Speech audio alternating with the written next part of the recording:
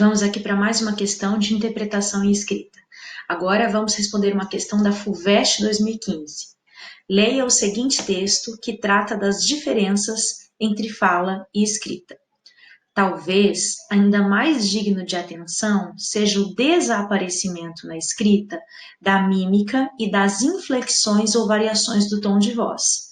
A sua falta tem de ser suprida por outros recursos. Então, no texto inicial aqui, o autor trouxe as diferenças entre a fala e a escrita.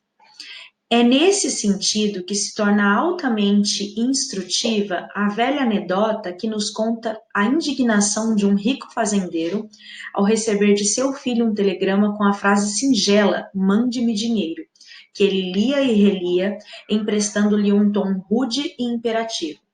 O bom homem não era tão nécio quanto a anedota dá a entender, quer dizer, não era tão burro quanto essa piadinha dá a entender.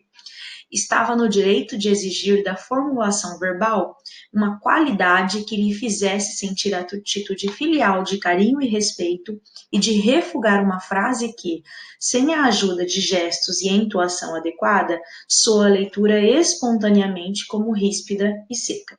Então, esse aqui é um trecho deste manual de expressão oral e escrita. Vamos para as perguntas. A. Considerando-se que o verbo da frase do telegrama está no imperativo, se essa mesma frase fosse dita em uma conversa telefônica, haveria a possibilidade de o pai entendê-la de modo diferente? Explique. Então, antes de começar a responder a A, eu leio a B, porque normalmente os vestibulares fragmentam a análise em duas questões. Então, senão eu acabo respondendo a B na A, tá? Então, vamos ver o que ele pede.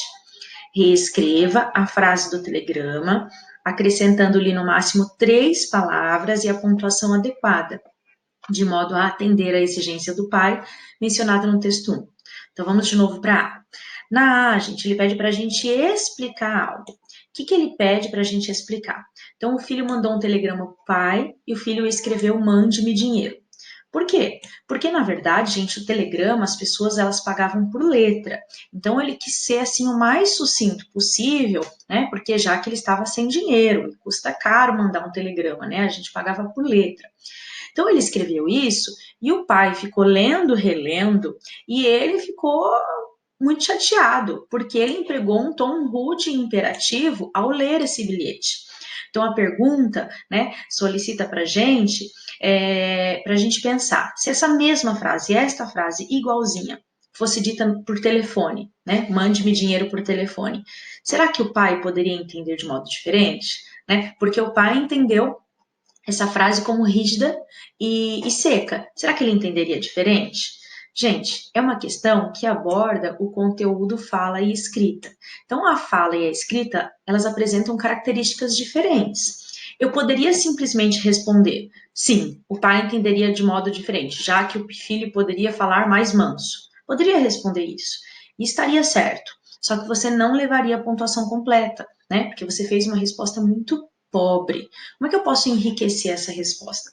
Eu posso trazer para a resposta as características que divergem a fala da escrita. E como a questão solicita para a gente explicar, a gente pode usar o parágrafo padrão, que fica mais elegante. Vamos aqui para a sugestão da resposta. A fala e a escrita são duas formas diferentes de representar a língua, uma representação gráfica e uma representação fônica, respectivamente. Então, olha só, no meu tópico frasal, eu trouxe já aqui que as duas são diferentes, que elas divergem, né?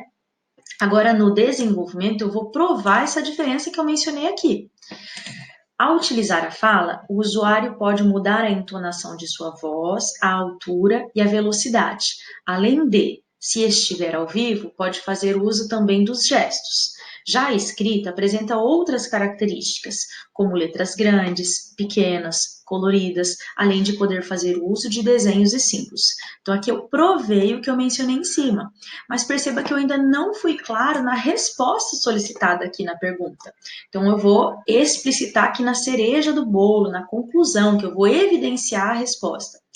Dessa forma, se a frase mande-me dinheiro fosse dita em uma conversa telefônica, o pai poderia sentir a atitude filial de carinho e respeito por meio do tom de voz utilizado pelo filho e não a rispidez da leitura do telegrama.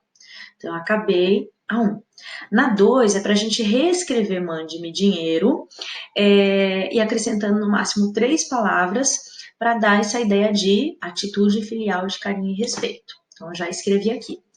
Para atender a solicitação do pai, a frase poderia ser reescrita dessa maneira. Olha só, uma resposta completa, né?